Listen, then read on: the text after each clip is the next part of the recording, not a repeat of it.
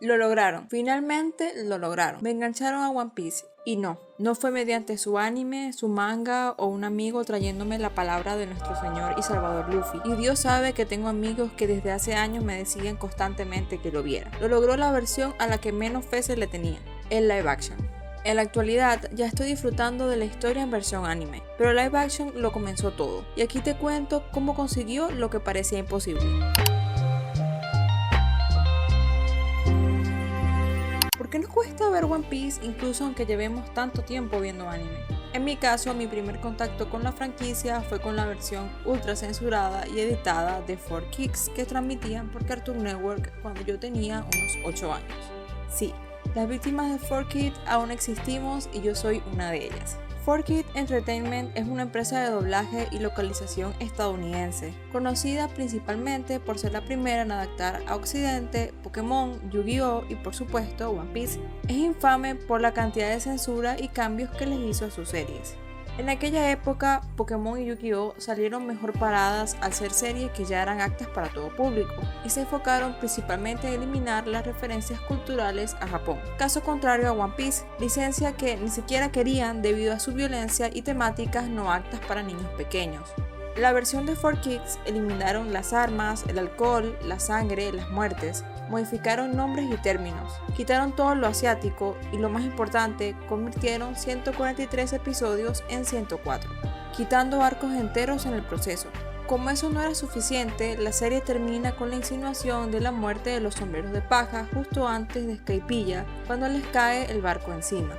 Tiempo después, esa misma edición se usaría para el doblaje al español latinoamericano, condenando, en mi opinión, la serie por estos lares por las siguientes 2 décadas. A mí esa versión realmente no me gustó nada.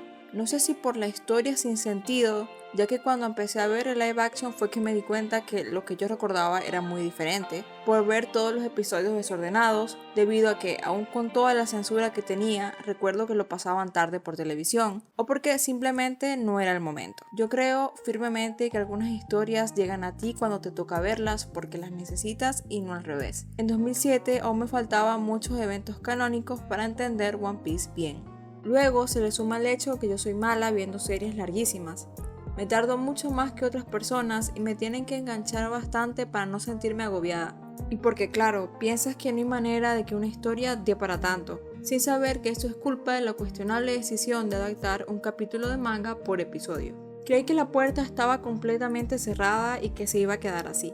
Hasta que vi el live action y 8 episodios fueron suficientes para convencerme de ver más de 1000. Cuando se anunció el live action en 2017, estaba igual de escéptica que todos, y poco a poco, a partir del 2021, empecé a creer en la visión. Empezando cuando se anunció el casting de Iñaki Godoy como Luffy, que pusieran a un latino basándose en el canon establecido por Oda y que sus primeros mensajes estuvieran en español, a mí me daba buena vibra. Significaba que estaban dispuestos a ser fieles, que no había una presión por limitarlo a Estados Unidos y junto al resto del cast internacional quería mantener el espíritu global que tiene la obra. En 2022 se filtra una parte del guión del primer episodio. En ese momento no sabíamos si era real. De igual manera lo leí y dije, aquí hay potencial.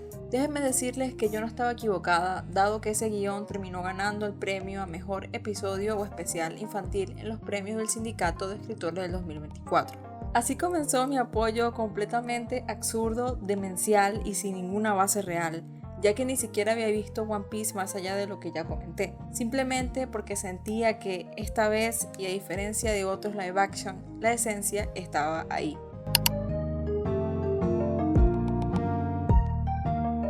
Con el live action de One Piece queda algo claro. Si vas a adaptar un shonen, tienes que asumir que es un shonen. El motivo por el que muchos fallan es porque quieren desaparecer todo rastro de su origen japonés y fingir que no están llevando a la realidad un manga. Para eso es primordial no pelearse con el material original y entender la obra. Debe seguir sintiéndose que los personajes son los mismos y el mensaje principal debe mantenerse. En pocas palabras, debe permanecer la esencia del libro, solo que en otro formato. ¿Qué sentido tiene quitar el encanto que atrajo a la gente? El resultado es que alejas a los fans ya establecidos por no ser fiel y tampoco atrapas a los nuevos, porque despojar una historia de lo que la hace única generalmente implica que se vuelva poco interesante. A James Gunn, el conocido director de Marvel y DC, le preguntaron sobre live action de One Piece y dijo que sería difícil para él involucrarse porque solo ha leído un par de volúmenes y no entiende qué es lo que hace a la historia tan querida. Y además a él le gusta jugar con los personajes, cosa que no se puede hacer cuando son así de conocidos. One Piece es exagerado y caricaturesco, casi como una obra de teatro, y si se prefiere favorecer el realismo, se pierde lo que lo hace tan especial. Como hemos mencionado muchas veces en este canal, para realizar animación la clave es tener a la gente adecuada, y esa es una condición que se puede aplicar a prácticamente cualquier proyecto de cualquier tipo. ¿Qué mejor persona para supervisar y liderar el barco que el mismísimo autor de la obra? Puesto que Eiichiro Oda, al ser productor ejecutivo con poder de veto, está involucrado profundamente en la preproducción, producción y postproducción de la serie. Su intención era convertir a One Piece en una franquicia popular en todo el mundo mediante el live action. Oda lee esquemas, lee los guiones y deja notas, mira escenas, participa en el casting, se le envía arte conceptual, prohíbe el romance y aporta diseños exclusivos para personajes que en el manga son mencionados pero no mostrados, como el señor Once y la señorita Jueves. Está igual de involucrado que cualquier otro productor. Para el resto del equipo y Steven Maeda, escritor y otros de los productores ejecutivos, era muy importante trabajar codo a codo con Oda, porque él es el autor y nadie sabe más de su propia historia que él. Tenían reuniones vía Zoom en donde se establecía qué escenas debían recrearse con exactitud, como los pasados de los sombreros de paja, y qué elementos no podían modificarse bajo ninguna circunstancia, como las frutas del diablo. En cambio, sí se tomó en consideración que algunos personajes como Sanji probablemente no se trasladarían tan bien y se le volvió más caballeroso, así como también se eliminó la mención de la pérdida de peso de Alvida. Si querían hacer algún cambio drástico, debían convencer a Oda. Entre esos está convertir a Arlong en el villano principal de la saga del Mar del Este y extender la participación de Garp, Koby y Helmeppo, cosa con la que él no estaba muy de acuerdo al principio, hasta que lo convencieron diciéndole que la intención era mostrar la vida marín y la vida de pirata. Una vez el guión es aprobado por Oda, no puede cambiarse. Para la segunda temporada fue un poquito más permisivo de buenas a primeras y autorizó algunos cambios, como Luffy cantándole a la Boom en vez de que se pelearan, y fue porque le encantó la idea. Como Oda revisa lo que van grabando, él puede pedir tomas adicionales. La primera temporada se vio afectada particularmente, aún estaban descubriendo que funcionaba, lo que ameritó muchas pruebas. La pelea en el barco de Alvida fue regrabada porque, aunque originalmente se grabó de día, tal cual en el manga, al ver el resultado, él pidió que fuera de noche. La primera escena de Sanji en el Baratie fue cambiada varias veces, ya que Oda quería que se mostrara al personaje en su integridad, un cocinero de buen corazón que pelea.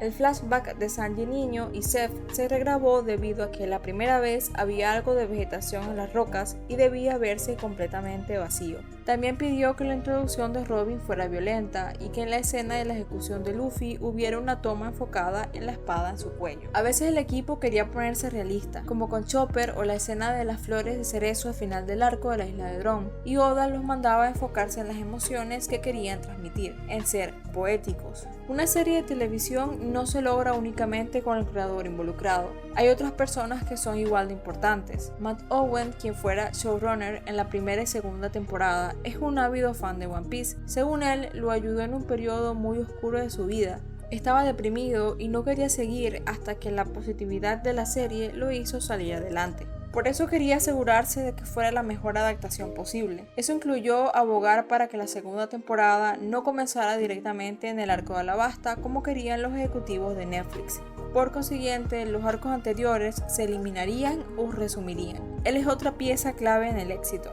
One Piece tiene una narrativa tan vasta que en el departamento de escritura necesitaban ayuda para asegurarse que todo estuviera acorde a lo establecido en el manga. Para eso buscaron al youtuber español Arthur de Library of Ohara y al también youtuber Randy Troy, aunque él sí contaba con experiencia en la producción de series, y fue quien sugirió la inclusión de Bartolomeo en Lockdown. Ellos mismos reconocen que algunos cambios se hacen porque no se puede llevar a cabo exactamente lo mismo en la vida real, tanto a nivel monetario como de ejecución. y aun si se pudiera, para eso está el manga. Debían buscar la manera para que una saga que no estuvo pensada para hacer 8 episodios de televisión tenga un comienzo, desarrollo y final actos para el medio. El arco que más sufrió en ese aspecto fue el de Arlong Park, debido a que la primera temporada iba a tener 10 episodios en vez de 8. A pesar de ello, sí tomaron en cuenta cómo afecta al futuro lo que tuvieron que cortar y formularon un plan por si se llega hasta la saga de la isla Gyojin, justificando la esencia de Hachi diciendo que fue un pirata que desertó justo antes de la llegada de Luffy y no después, como ocurría inicialmente, mientras mantienen su motivo, no estar de acuerdo con las acciones viles de Arlong.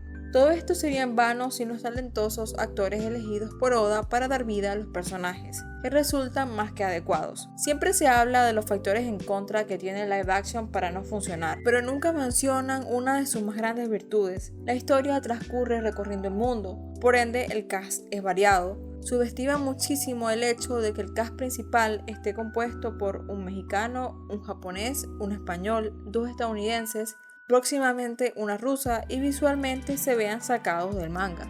Ni hablar de lo comprometidos que están con sus personajes. Iñaki trata de incorporar lo máximo posible de Luffy presentándole diapositivas a los escritores sobre lo que quiere incluir y ahora habla japonés porque quería compartir directamente con los fans japoneses. Makenyu hace de todo con las espadas y trajo a su equipo japonés para los Stones. Taz aprendió a cocinar y en la actualidad es cinta negra en taekwondo. Emily hizo un esfuerzo a recordar sus habilidades de karate para usarlas con el bastón de Nami, y Joe Manganiello aprovechó para preguntarle a Oda información no revelada sobre Crocodile. Es cierto que en la primera temporada los personajes están un poco fuera de caracterización. Zoro es más serio de lo que debería, por ejemplo, y Usopp se vio afectado por la huelga de escritores, ya que editar se considera escribir, y Matt Owen no pudo terminar la serie e incluir el resto de las escenas que se habían grabado con él. Pero para la segunda temporada esos aspectos fueron corregidos y mejorados. El cast más polémico es, sin duda, el de Charitra Chandra como la princesa Vivi, ya que algunos creen que debería ser una actriz egipcia. Alabasta, al igual que muchas islas de One Piece, está basado en una mezcla de culturas y países, en este caso Egipto, India, Mali e incluso Las Vegas. Específicamente Lubarna está inspirado en Jodhpur, una ciudad de la India, y el castillo de Alabasta, que es uno de los principales escenarios del arco, está claramente basado en el Taj Mahal. Por tanto, la producción probablemente buscó lo que generara la menor confusión para el público general. De allí que la familia real sea india. Falta aún por ver cómo será el resto de la población y personajes, siendo lo ideal una mezcla de los países y sitios ya nombrados.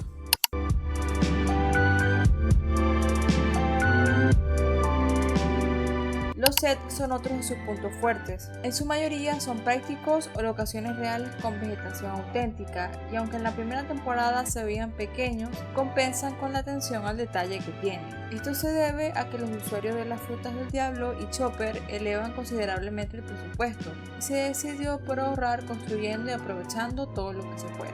En la temporada 1, el set del Baratie es el mejor de todos, convirtiéndose en un barco de lujo en el que sin duda trabajarían Sanji y Zeph. En la temporada 2, los sets mejoran considerablemente en escala y en caracterización de las personas que allí habitan, siendo mi favorito Lockdown. Contrario a la primera temporada, donde tenemos el gracioso caso del pueblo de Nami. Ella, Nojiko y Belmer son las únicas con cabellos de colores. El peor de todos es la isla de Dron, ya que el pueblo que los sombreros de paja encuentran dista mucho del que se presenta en el manga y parece un intento de Winterfell. Además de sus prendas características, la ropa que usan los personajes es sacada directamente de los Colorwalk, y esta idea me parece de las más geniales que tienen. La utilería es idéntica a lo que vemos en el manga y los periódicos están llenos de información de eventos que, en teoría, están ocurriendo al mismo tiempo. Cualquier duda que tuvieran con respecto al vestuario e influencias podían preguntarle a Oda. Por otro lado, algunas ideas no funcionan tan bien, como darle 2 pelucas a Nami en la primera temporada. Una la usa en los episodios iniciales para dar a entender que al estar secuestrada no vive bien. Luego es cambiada por una mucho más cuidada, pero la gente lo interpretó como que simplemente la producción no sabe hacer pelucas. El traje de Chopper en su versión Heavy Point y los soldados fusionados de Wapol sufren el mismo destino. Se supone que deben verse monstruosos para justificar el miedo de las personas, pero al igual que pasa con la peluca, por mucho que tenga que verse feo, no quiere decir que no deba verse estético. La música creada para la serie toma en consideración todas las influencias y las traduce a una rica variedad de sonidos que aportan la epicidad necesaria. Como ya he dejado claro, la adaptación es del manga, no del anime. Por consecuente, no adaptan el relleno ni utilizan la música porque no tienen los derechos, pero la producción sabe que hay piezas icónicas y por eso hicieron el esfuerzo de usar We Are, Believe y el tema de introducción de Crocodile. Las peleas de Zoro son las más destacadas y él tiene varias de las escenas recreadas fielmente. La secuencia de 15 minutos en Whiskey Peak, donde desviven a 100 barrocos, es la mejor de la serie, junto con su pelea con Mihawk en la primera temporada y cuando obtiene sus espadas nuevas en la tienda de Hippomatsu. El único problema es la presencia de sangre. Cuando hieren a Zoro hablan de que se está desangrando y que está a punto de morir, pero luego tenemos un enfoque de la lesión y casi no hay nada.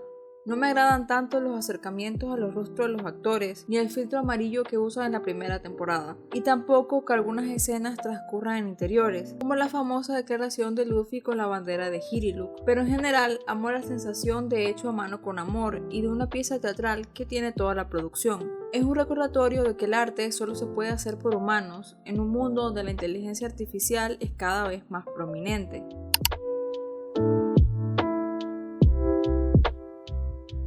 El live action toma lo que a simple vista sería una gran debilidad, como lo es tener la monumental tarea de adaptar más de 1000 capítulos, lo convierte en una fortaleza. Tener esa cantidad de información y que el manga ya esté en la recta final permite saber con seguridad qué es realmente importante y qué pueden obviar o cortar sin que afecte la historia general. También pueden acomodar mejor los hechos que en el momento de su introducción no parecían ser tan relevantes, pero que fueron cobrando trascendencia con el tiempo. Eventos que Oda en su momento no tenía planeado en su totalidad y que probablemente ahora mirando atrás él mismo cambiaría si pudiera. La posibilidad de ser cancelado sin llegar a adaptar una parte significativa de la historia no los detiene. En vez de eliminar elementos que hacen alusión a sagas más avanzadas, ellos apuestan por todo, lo cual es bueno ya que seguramente muchos de esos componentes retrospectivamente no pueden agregarse. Algunos son obvios si has visto la serie y no adelantan tanto a la línea temporal de la historia, como Luffy creyendo que el Going Merry le está hablando, Nami contándole a un Zoro inconsciente la historia de Mont Blanc Noland, el sonido distintivo y sutil que aparece cuando algún personaje usa haki sin que se haya explicado aún qué es, o mostrarnos en el primer episodio la pelea contra el Señor 7 que posteriormente Zoro menciona en el arco de Alabasta. Hay unos cambios que sí son más drásticos.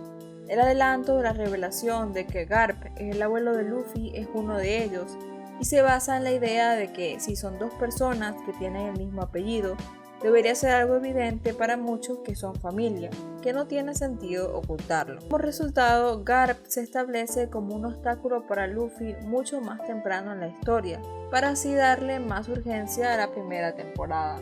Eso sí, le bajan bastante a la violencia que caracteriza a su relación, y es un asunto que todavía están a tiempo de corregir en futuras temporadas. Para la segunda temporada, estas pistas no hacen más que aumentar, siguiendo la misma lógica que en la temporada anterior.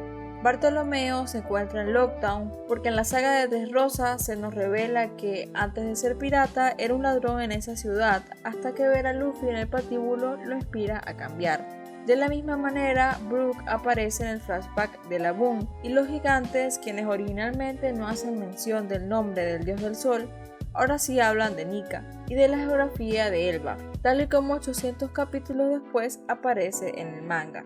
La conversación de Garp y Roger, donde se menciona al hijo del rey de los piratas, se adelanta, y ahora la tenemos ubicada algo más cronológica. Probablemente lo hicieron para despistar sobre la identidad del padre biológico de Luffy, considerando que Dragon sale en ese mismo episodio, y la mención del incidente de God Valley realmente no significa nada a menos que ya sepas qué es.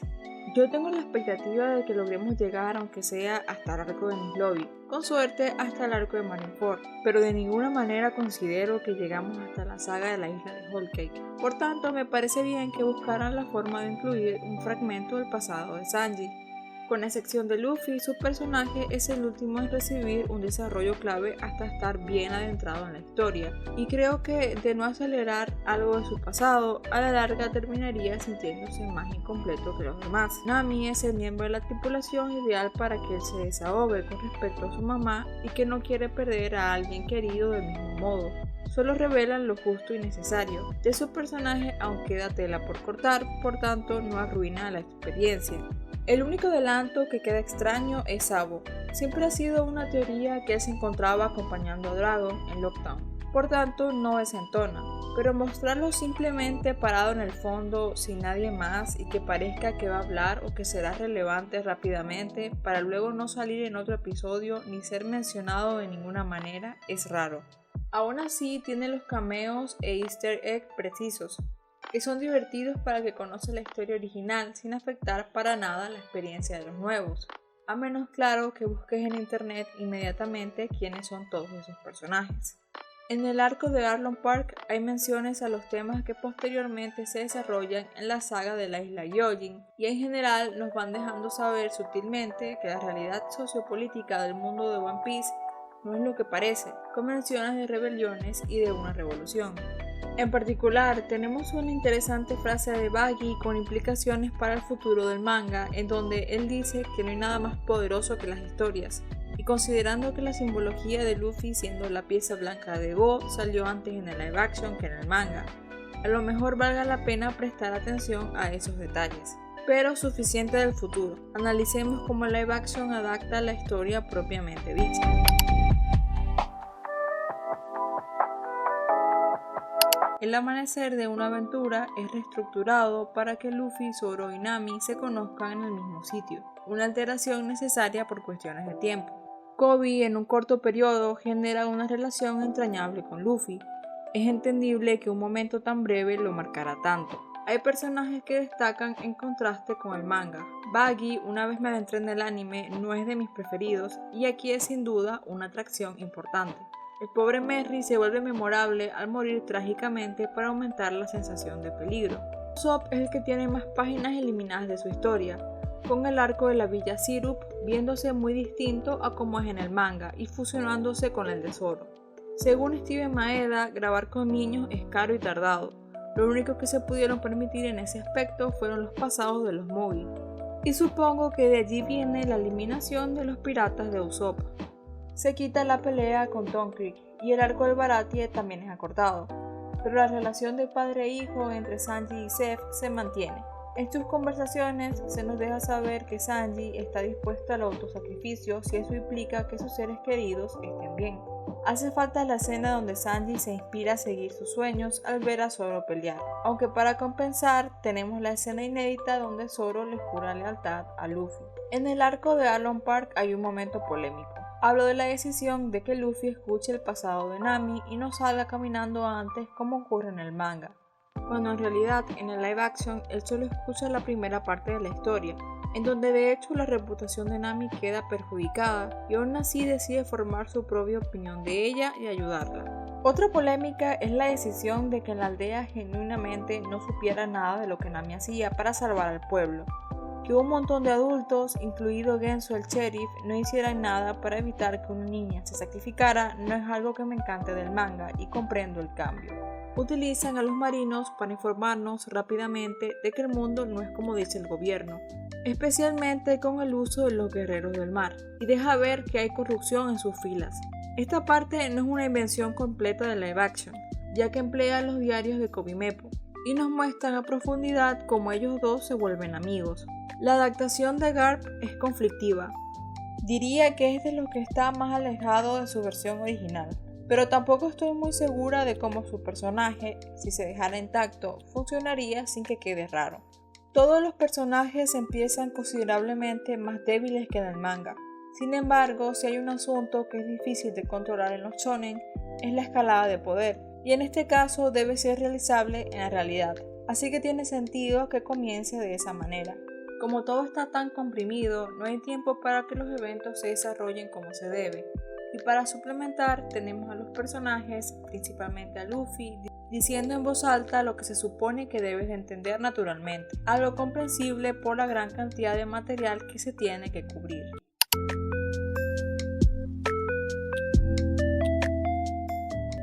La segunda temporada pone el foco en un sombrero de paja por arco, resaltando sus habilidades e inseguridades.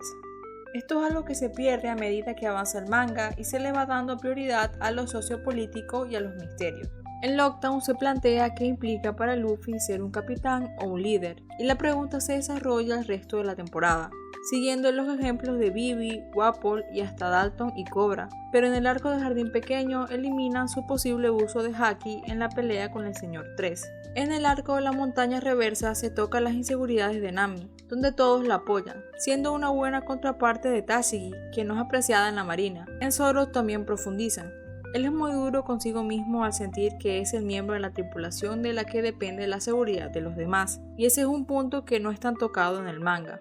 Robin se ve icónica y me gustó que hicieran explícito que algo ocurre entre los barrocos y ella. Pero el que brilla sin duda es Usopp.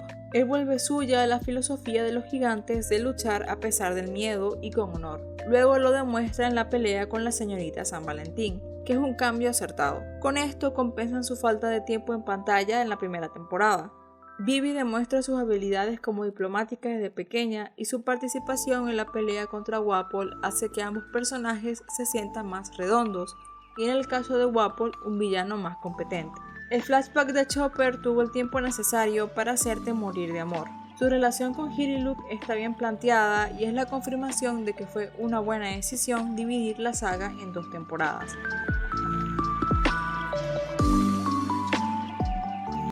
Cuando comencé a ver el anime me daba miedo que de repente mi encanto con la serie se esfumara y solo permaneciera todo lo que hace mal, amplificado por la constante comparación que inevitablemente se hace cuando ves la versión original de una historia. Pero no fue así.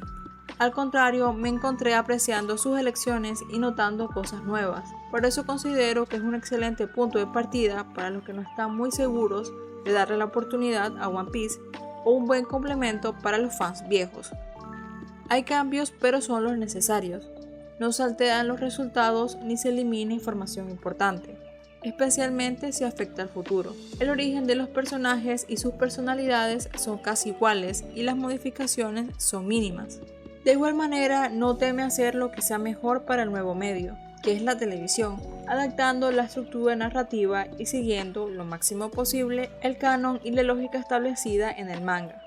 También complementan con mucha de la información que se ha recopilado en el transcurso de casi 30 años de publicación, como las SBS, novelas, guías y otros contenidos adicionales. Al mismo tiempo, no le da miedo ser animesco y shonero, manteniendo la ropa y utilerías, que en manos de otras personas probablemente habrán sido eliminadas completamente para que se volviera serio y no se notara que originalmente es un manga. En los sets hay tantos detalles mínimos, muchos que nunca se verán porque simplemente no hay una cámara apuntando en todos los rincones, que lo hacen sentirse un mundo real y vivo, por muy loco que sea. Hechos por personas que claramente conocen y aprecian el universo e historia en la que están trabajando, tratando de hacer la mejor adaptación posible y escuchando al autor, con un cast internacional parecidísimo a los personajes y que intentan acercarse lo máximo posible a la esencia y corazón de la historia.